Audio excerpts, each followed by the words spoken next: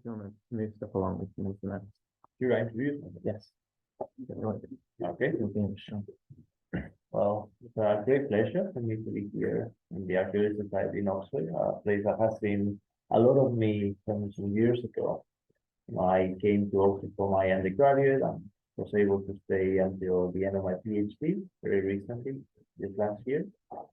I was the president of the Archaeological Society 2016, 2017. And then I was involved also in its revival after there was like a little spell where it went a bit out of action. So it was a great honor and pleasure when it comes to the invitation to come. I was like, well, of course, I want to come home and see the new faces that are involved in the archaeology here and try to present to you some of the research that I've been doing over the course of my PhD.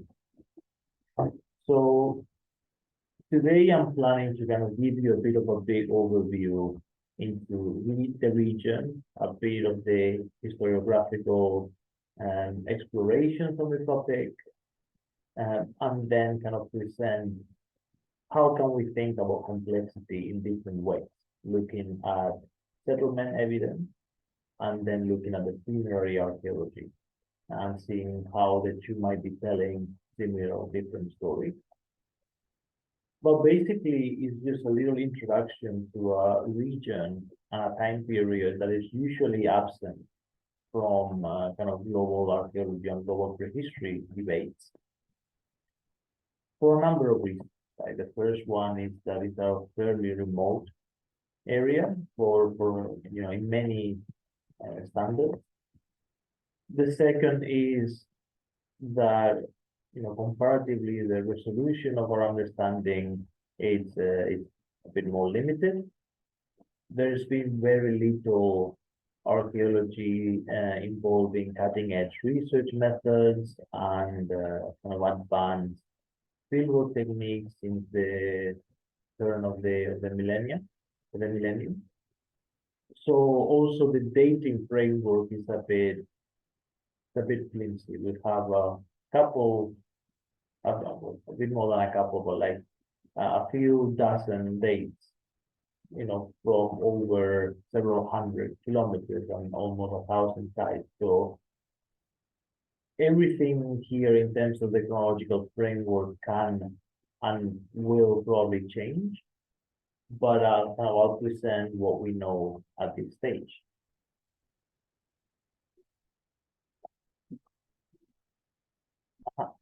So first, where is Mauritania? Mauritania is a big country with a relatively small population in Northwest Africa. To the north, we have a very dry, arid Saharan landscape.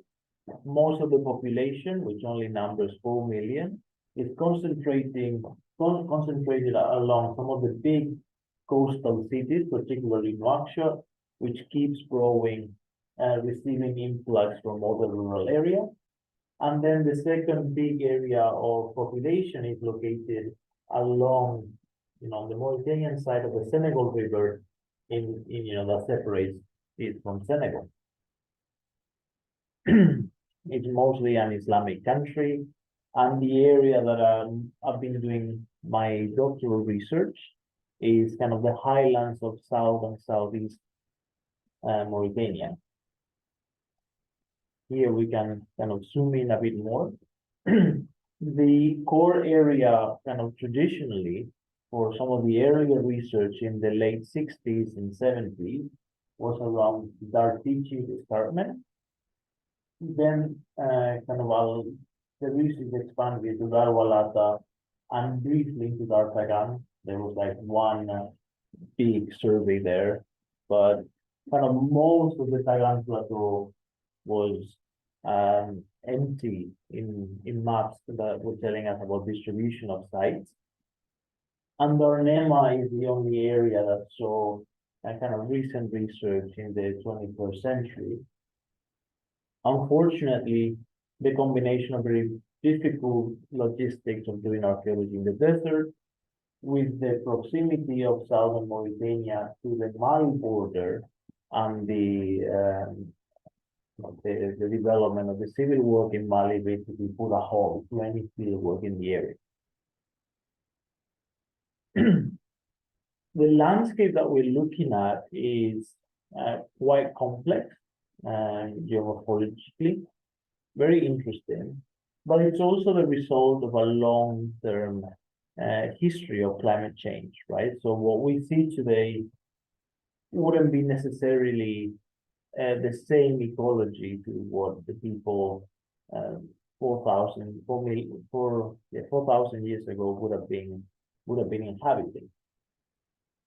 We have kind of some big sandstone escarpments that are kind of dissected by these narrow canyons that link a flat plateau with a kind of the lowland area. You can see this is a satellite imagery view of it, and you can see some of the blue and green colors that we have here. They are indicators of kind of former lake sediment. Some of the white parts are kind of diatoms and kind of fossilizations of lake beds. And we also have kind of little salt pans, kind of salt areas in the basins of these lakes. Interestingly, kind of the first mention of any archaeology in the region doesn't come from colonial forces and explorers, but it's actually a little travel book from the 1830s by a Mauritanian traveler who in his pilgrimage to Mecca was recording a bit on some of the places that he was seeing. And he had like a very short passage saying, I came across an area that had a lot of pottery, a lot of broken pottery, and some dry stone masonry settlement. And then there was almost 100-year gap in any reference to this period. Some of the early instances were kind of the French colonial forces that were called Meharis because of kind of the breed of dromedary that they were using in their patrolling of the landscape. And then we have some kind of travel explorations via women, which is another kind of very remarkable instance in the early historiography of any archaeological landscape. That kind of the two of the first people to mention about the archaeology are someone who is local rather than a colonial employee or administrator, and then a woman who was doing traveling on her own. Then we have a kind of a phase in the late 30s and 50s with a couple of French, particularly Moni, based in the Institute of the Black Africa, that was the Colonial Institute in Senegal. Well, in Dakar, that is present-day Senegal. It was French West Africa back then. And then we have kind of some more proper archaeology initially, as I said, in Tichitt with the American Patrick Manson, that did some of the first fieldwork with dating and kind of he basically set up a framework that with some modifications still stands today. And some of the other people who go and Hall in particular were kind of focusing on one specific site. And then I put my name there, but I've never actually been there yet myself. So all of my research and the one by James Chapman and Jonathan Lynn has been using satellite imagery, so kind of remotely.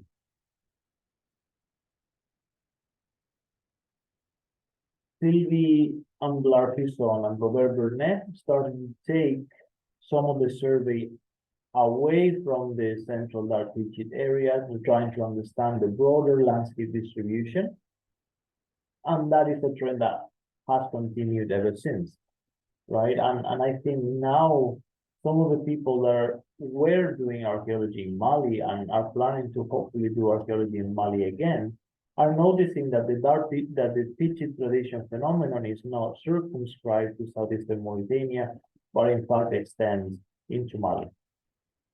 But that is still kind of very early conversation. Hopefully some publications will be coming up soon on that front. Okay, so how were these people, these researchers, making sense of a phenomenon that doesn't have a lot of parallels in either West Africa or potentially the kind of the African continent more broadly? So partly a lot of these debates were only possible because of the lack of resolution that we have, right? So there were kind of on one side people saying, well, there is no point trying to divide up all these sites into different phases because we just don't know very well the chronology. And some people like Augustine Paul kind of favor the idea of like just what if it's all part of the same lifestyle that has continued over centuries and millennia, and some sites are just the kind of dry season sites and other are the wet season sites. The problem is, and something that Munson and Jane McDonald have stressed strongly, is that, well, the ceramic is very different, the tools are very different. So unless we give some credibility to the idea that people were completely refashioning their toolkits and their way of living each season, there might be grounds to think that perhaps there is a sequence, right? Things changing over time. And I will discuss a bit that system because to me, I think it explains better what we're seeing.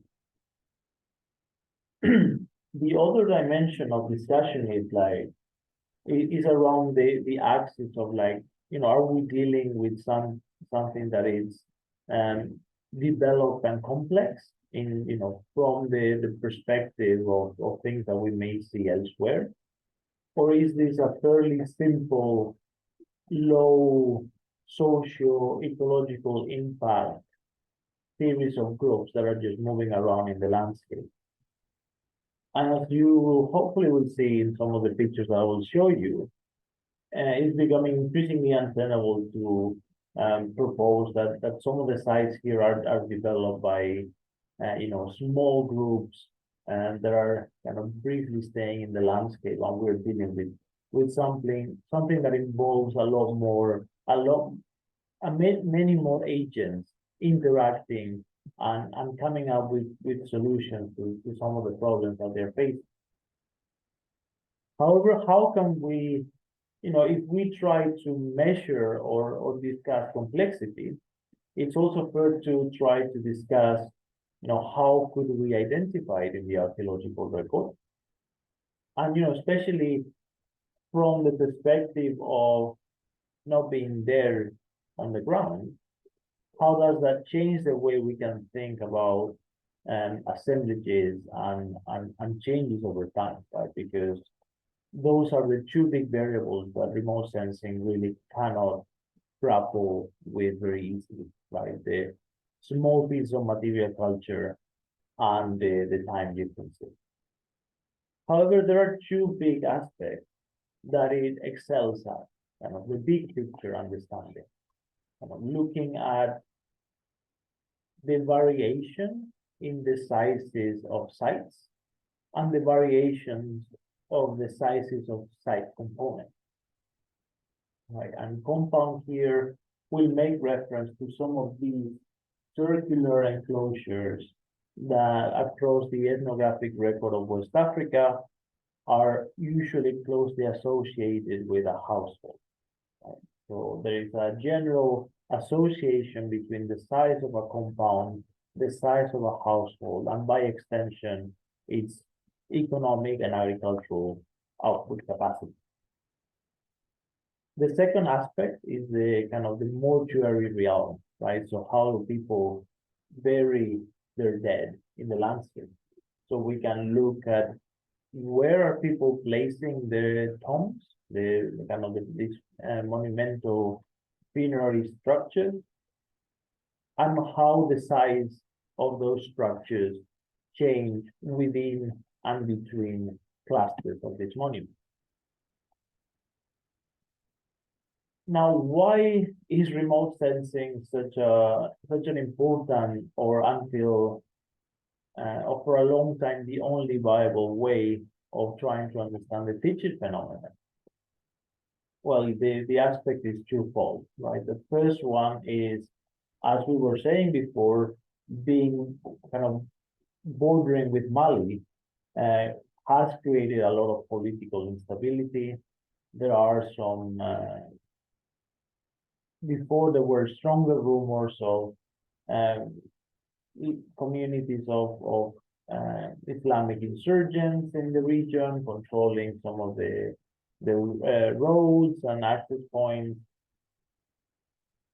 There is also the fact that this area is fairly far from the capital, so effective state control is not always well monitored and sanctioned, right? So it's also, from the outside, it's really hard to know to what extent it's safe, right? It may be very safe, and the people, the authorities in Nouakchott are increasingly pushing a narrative of like, oh, there is no terrorism, there is no Islamic terrorism in Mauritania, it's increasingly safe. But kind of the British Foreign Office, that was the picture that it was depicting when I was starting to think about this research. So like, no-go zone. The second aspect was that this was all developing in the context of COVID, right? From my undergrad and even now, the bulk of my research has been on the lithic, right? So quite different from this. But when COVID kind of forced a reconfiguration of research agendas and priorities, remote sensing for a couple of years looked like it was going to be the only option for work, right? So that was another aspect, that even if the country had been previously welcoming researchers during the time period of my dissertation, it would have still been out of bounds. So in Mauritania, remote sensing was the only viable approach. But just because it was the only viable approach doesn't mean that it wasn't a fantastic one, right? Because around that time, big platforms, particularly Microsoft and Google, were increasingly releasing high-resolution imagery of the region. And you can hopefully see that the level of detail that we find in the imagery, this is a ring of stones around a funerary monument, right? So here we can get the diameters of the monument, the area of the circles, and the same for the household compounds, right? We can get such level of detail that we can be quite confident with estimations of areas of this household, right? So logistically, it was the only option. Analytically, it was a very interesting option. So what did we find? What did I identify? First, there are a lot of sites. Right? Before I started my research,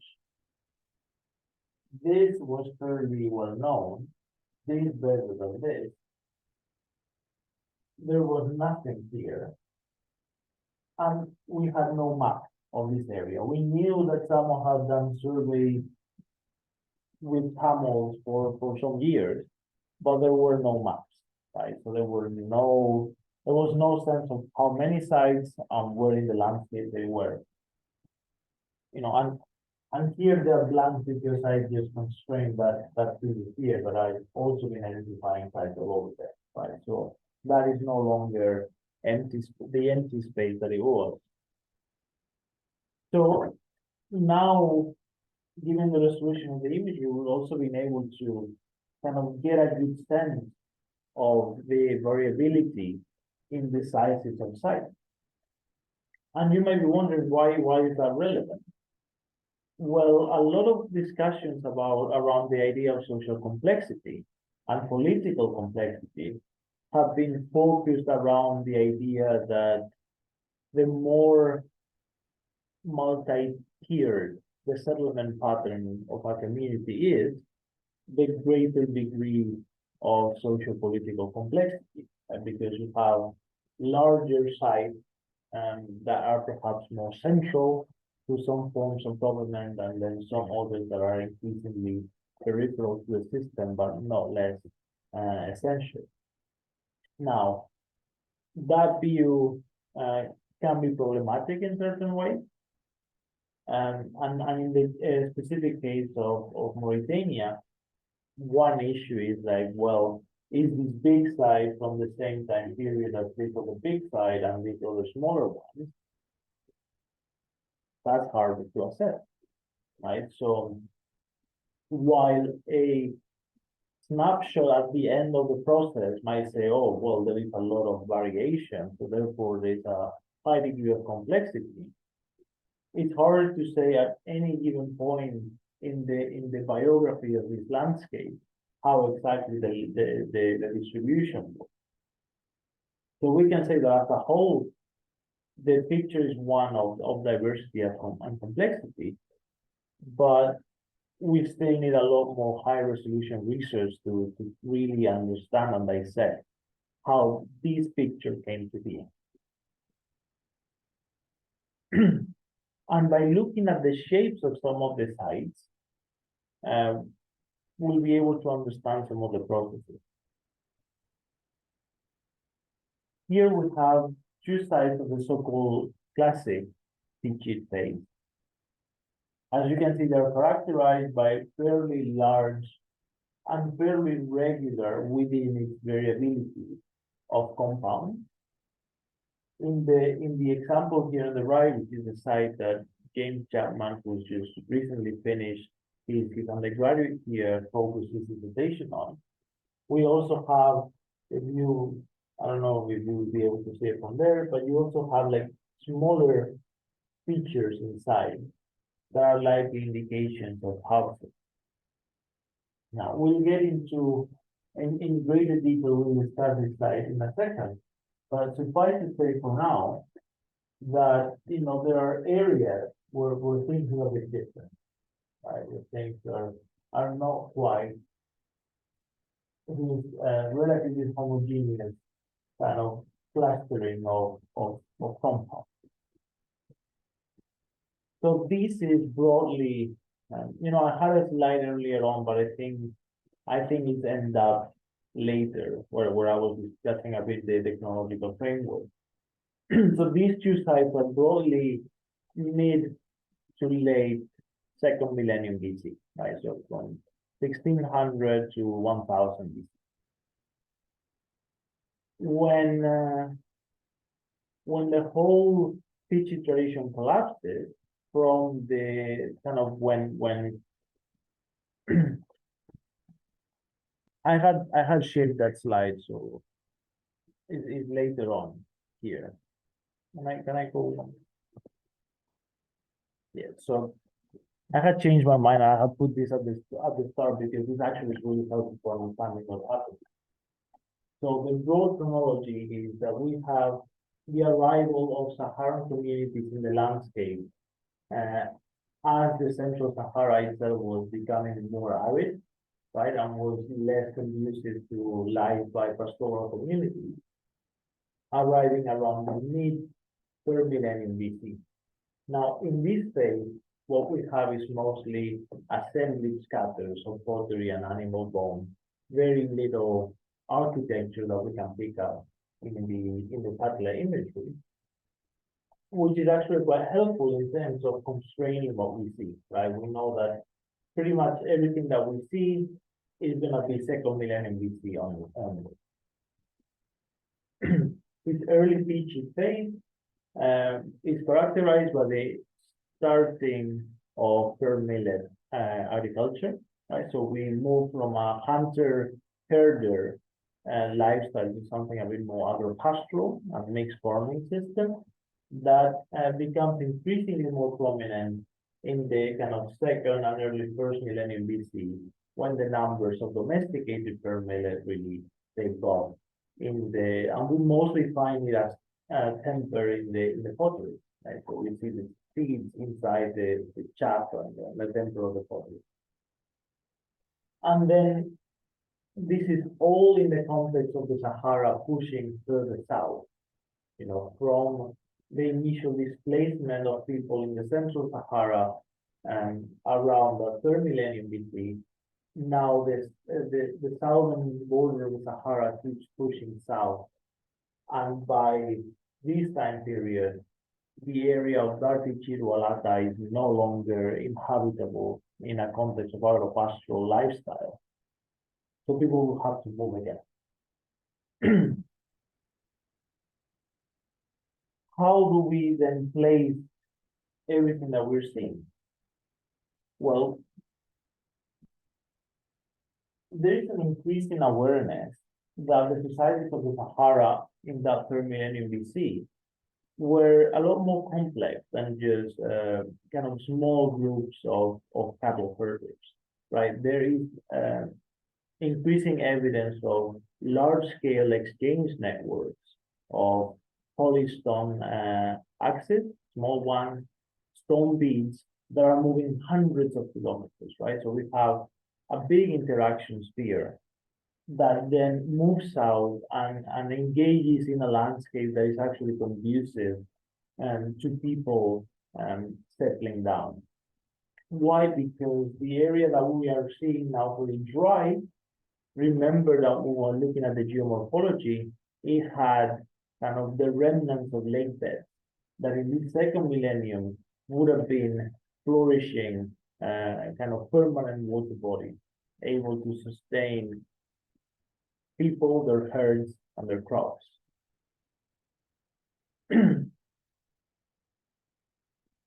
That in itself enabled a population growth that first manifested in an increasing territorial expansion over the whole period that we were looking at. What form did that expansion have? Well, there are some suggestions that it may conform to the notion of the internal African frontier, which is a concept developed by Igor Kopitov, that basically revolves around the idea that conflict resolution fundamentally took the form of group splitting, right? And then when the group split, the part that decided to leave is able to set up a new settlement. And Kopitov kind of explains or discusses this process in the context of understanding why social structures and political ideas expand across the African continent, right? Because he basically argues that people, when they leave a group and they set up a new one, they don't reinvent the wheel, right? They have a series of political and social structures that they reproduce more or less consciously in the new settlement that they built. In the context of archaeology, I think we can extend the argument and say, well, it's not just the social and political ideas, it's also some of the material cultural assemblages, the way of making houses, the way of making households, that is also transported in this process, right? And I think that's a very powerful way of explaining why there are so many kind of such strong similarities in settlement morphology and structure over such a vast distance, right? It's more a gradual process of kind of then diffusion more than a centralized planning of any kind of large state over a large distance. Now we come back to the problem or the constraints of climate change in the area, right? The Sahara keeps pushing south. We'll have increasing aridification, but population keeps growing because the conditions are still really good. When the lakes start receding, that opens up large spaces of very fertile silts that enabled even more permanent cultivation. So in terms of food abundance, there would have been a period of mismatch between what would you expect from the climate record and what would have been actually possible on the ground. But that, of course, creates even more problems down the line. We also see the arrival of new communities from the north and the central Sahara, the so-called Libyco-Berber communities that they, as part of the repertoire, they bring horses and they bring metal spears, and they bring the Libyco-Berber alphabet, right? And they become very distinctive in the rock art corpus of the region because they depict horses differently. So we have two ways of depicting horses, right? One that is very schematic, that's coming from parallels in Chad and the Central Sahara, with kind of horses as two triangles and a little body, very schematic. And then one that is more naturalistic, but still has some anatomical inaccuracies that some researchers argue represents the perspective of those that were seeing horses for the first time, and had a very different way of depicting them from those of the so-called invaders. To what extent they were engaging in violence to the communities that were already settled is open to discussion. But in at least some depictions, there is very explicit instances of violence, right? So that is another complication that's added to the picture in around this time period. So how were people coping? We see a movement towards increasing nucleation of sites and increasing use of walls and kind of defensive precincts. And then eventually, when the area becomes way too arid for agropastoral lifestyle, there is an abandonment of the Tichitt core towards the south into Mali and towards the west into Darfur and Tagana. So now I'll go back to these two. One more. Because these two, now it's easier to see where these might be coming from, right? These are kind of vectorizations of the sites themselves. Here superimposed on the satellite imagery. Here a different site just with the altitude and the topography. So what we can immediately see is that the walls are better defined than in the previous example. The investment in the nature of the compounds is less regular. It's a bit more haphazard. We find houses outside of compounds, more compounds with houses than before. We also see that there is an instability imprinted in the landscape with extensions of walls. Right? Initially, they start building one wall, and they're like, well, actually, we need more space. We need second phase, right? So that dual aspect of like increasing population growth in a context of high pressure and the need to defend those resources. And these are in kind of the Darfur area. So we're moving from Tichitt and Darwalata to the west. And that's kind of where I focus more on the vegetation, but we also see movement south and southeast.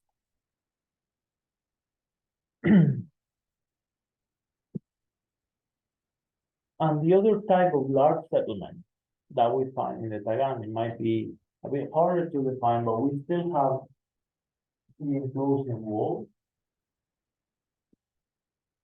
And now we see a structuring of topographic space that we didn't see before.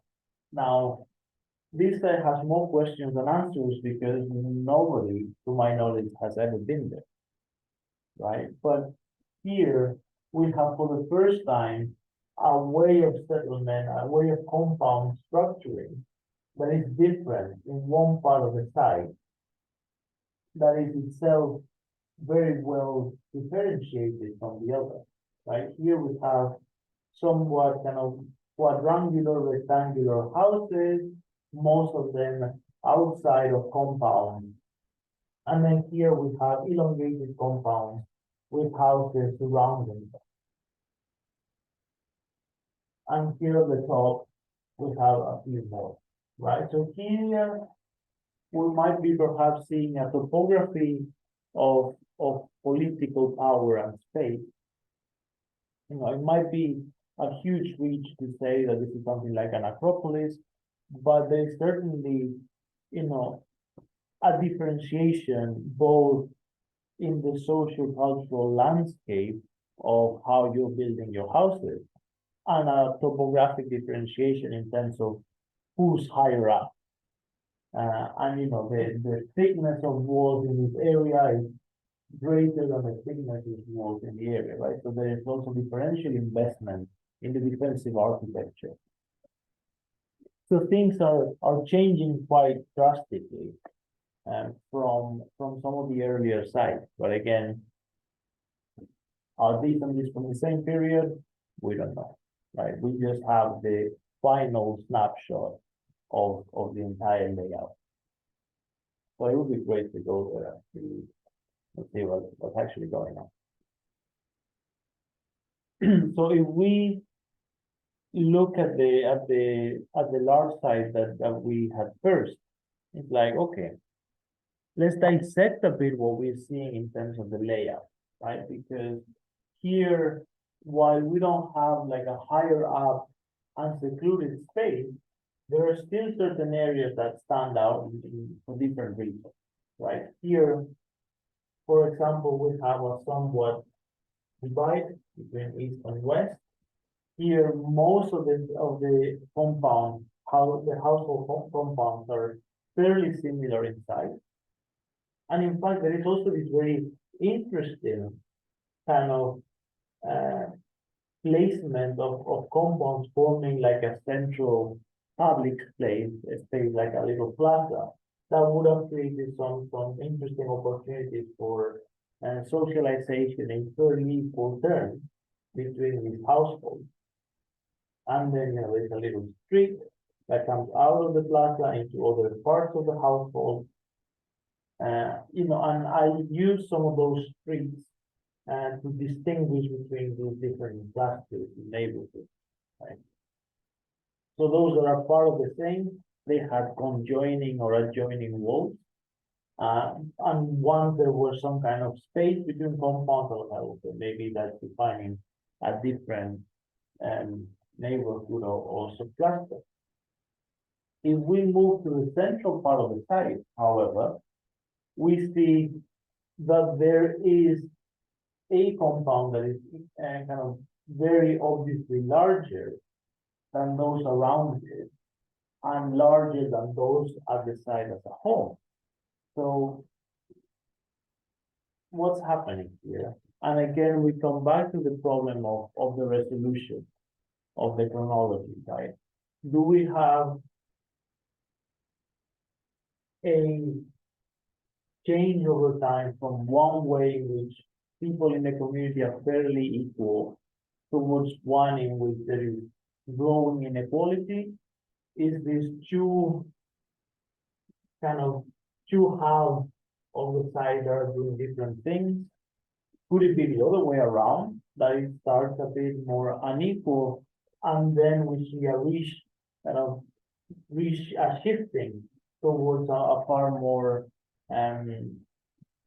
homogeneous landscape? And you know, that might seem odd to think about, but it's exactly what we see at Teotihuacan, in the first millennium AD, right? A very active rejection of hierarchical structures towards something more equal. So certainly a very interesting site, and you know, has kind of very obvious, has all the advantages of remote sensing, which is that you have the entire layer of the site.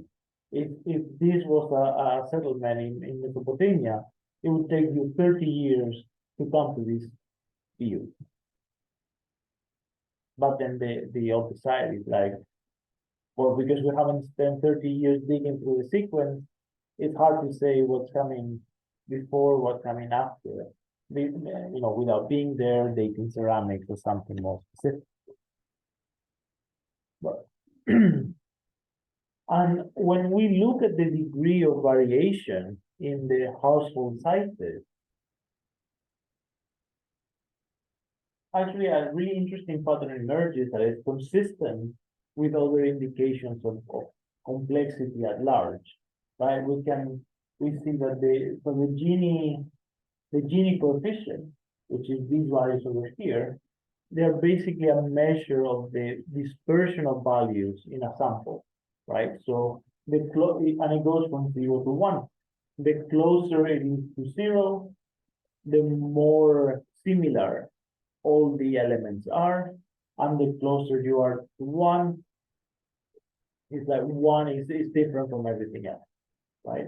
And kind of 1 has all the wealth, 1 has all the resources, 1 has all the, there will be like one compound that is huge, and then all the others are fine. So when we place the values on that scale, we see, okay, it's not inferior wrong, but we will never pretend that to be the case. But certainly there is more differentiation that are from classic Neolithic sites in the Southwest Asia, like PTNA Neolithic and even Çatalhöyük. So we're thinking, well, perhaps it's something Çatalhöyük-like in social and political complexity that, for the larger side in Dartichidi is even more unequal. Well, we have something really interesting in our hands, right? And I think putting the values on these sides into a wider perspective kind of highlights the fact that this is very interesting, and something that should start to feature in global prehistory conversations much more prominent. And again, these are just 2 sites. There are several hundreds of them. So the opportunity is right for doing similar analysis of all of these and see how they map. The one that James did that was also fairly large, clustered almost exactly with aggregate. So consistency is also exciting. The fact that kind of the potentially second tier settlement you have the massive one, and then the next set of big ones are also clustering together, might lend some credibility to the wider picture. It's something that is still evolving. So let's briefly talk about the funerary landscape now then. And as you can see, there are a lot of them. There are almost 10,000 funerary monuments across the area, but they are not evenly distributed. Right, we have a lot in the Tichitt area, some of which are closely associated with big sites, and then we also have previously undocumented. There was no mention of things like here, but as you can see, now it's a central, geographically peripheral, but in terms of number, quite a central spot for understanding the funerary landscapes of the Tichitt tradition.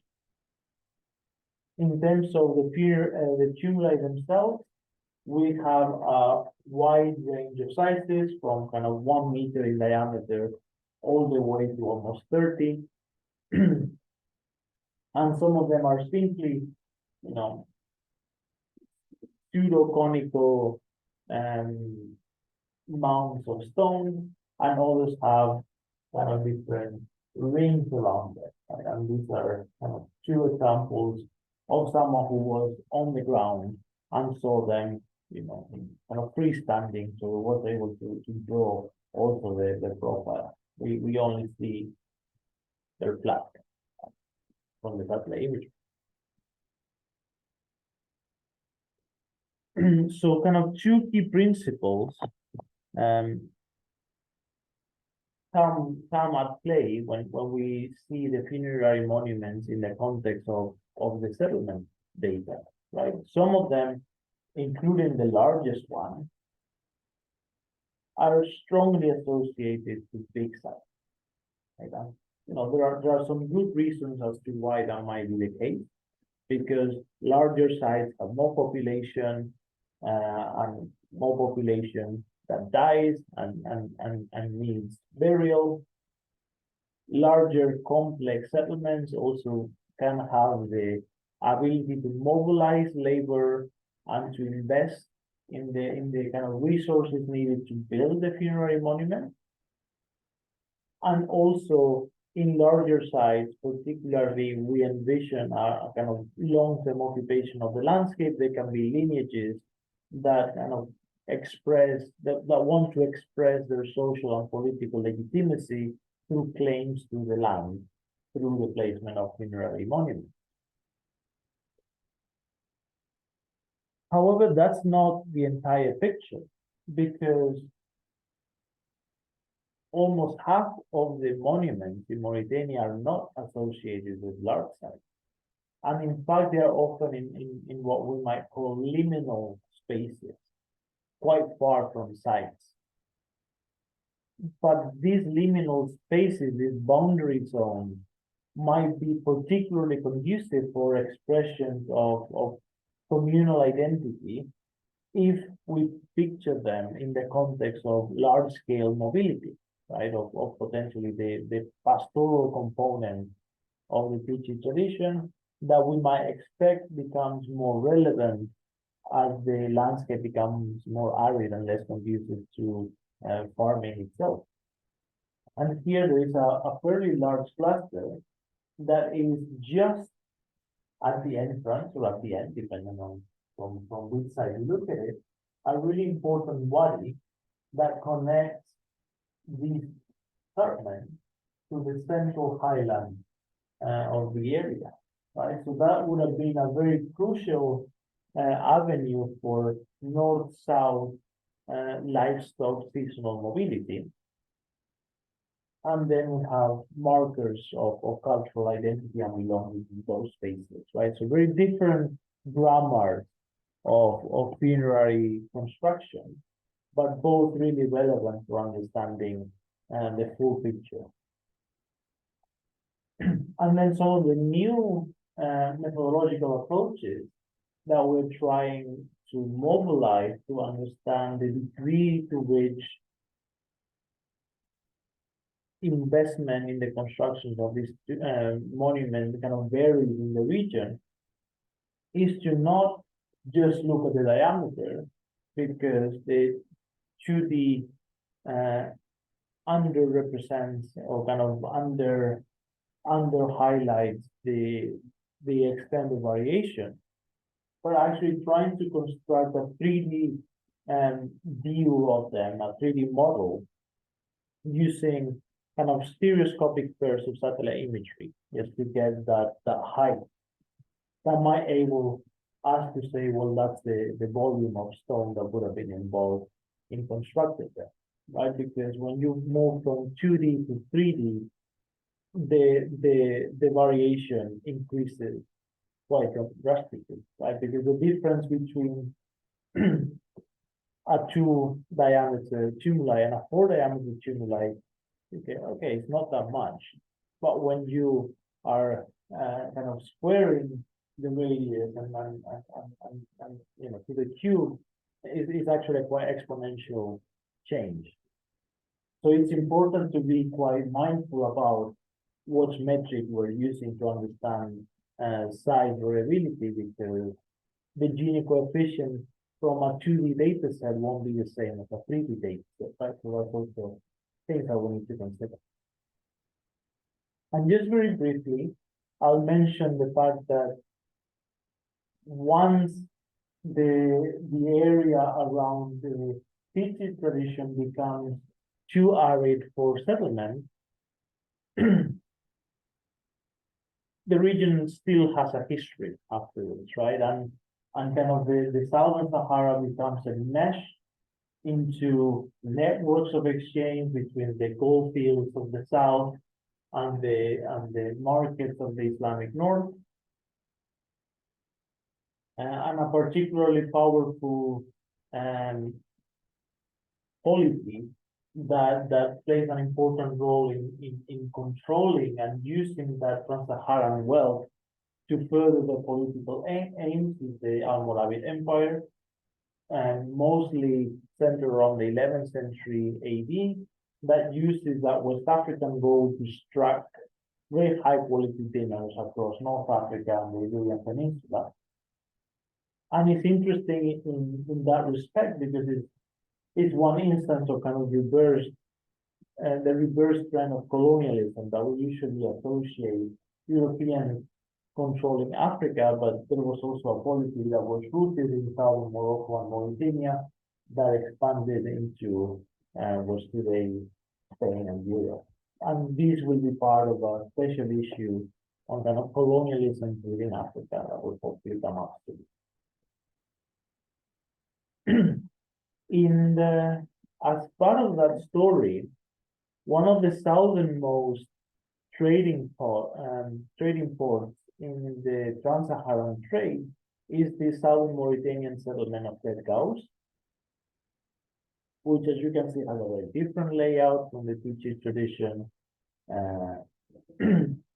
but it's also not devoid of a cultural context, right? We have over here the cemeteries associated with Ted Gauss, and we also did some really interesting kind of analytical phenomenology analysis of, like, what would someone see as they walk from the town to the necropolis. And you can, once you start reaching certain area, you only see the cemetery, right? So there isn't a very clear interdisciplinarity between the two, so it kind of creates a little ritual landscape on their own. But the reason why I'm bringing all this up is that it's important to understand that even though they're centuries apart, the specific placement of an Islamic trading port here doesn't come out of nowhere, right? And when we look a bit at the highlands where the site is, we can see that a lot of tumuli morphologically very similar to those that were at the other end of the Taskas Wadi that connects the escarpments with this area, are hinting us that there was a strong pre-Islamic human presence in the landscape, and that kind of roots and contextualizes the Islamic presence. So what now, right? We've been able to map basically everything that's visible, but that's just the first stage of what we can and we should do, right? Okay, we initially, a remote sensing needs a field component to it because, of all the problems that we were talking about, chronology and resolution, right? We need to be able to verify that some of the things that we're seeing and that we're thinking about are actually empirically sustainable by dating and analyzing the sites.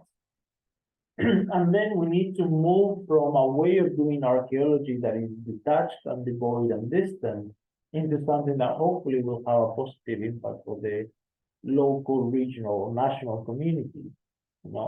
It can be difficult in certain parts to really have a good impact on the local community because there may not be a local community. Some parts of the desert are not populated right now, but at least, if it resonates with the regional and the national community level, well, something interesting and long-term might be able to develop. In the context of Mauritania in particular, however, this situation can be a bit more complex, right? Because we are dealing fundamentally with a strong Islamic country that doesn't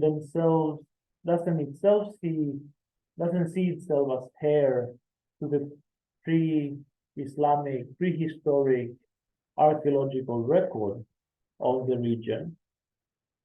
And it has no good cultural reason to do so, right? Because the Tichitt tradition are more likely to have been the descendants of those groups are more likely to be Soninke and other black ethnicities that are now displaced in parts of Senegal and Mali, right? So that's another tension of like, how do you communicate the importance of a past in a country that doesn't value that past, that is very happy keeping some of those people as second-class citizens in their own country.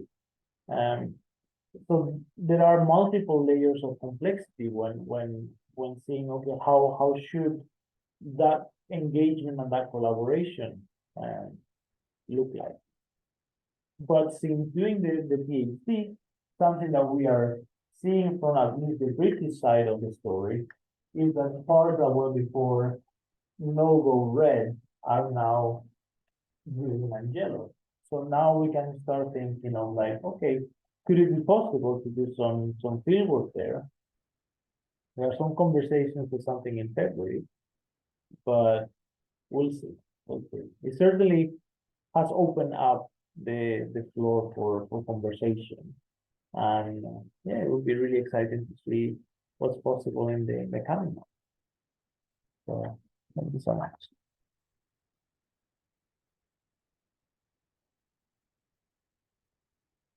Not any questions. Yeah, I was wondering if you could elaborate a little bit on what your the work you're doing on the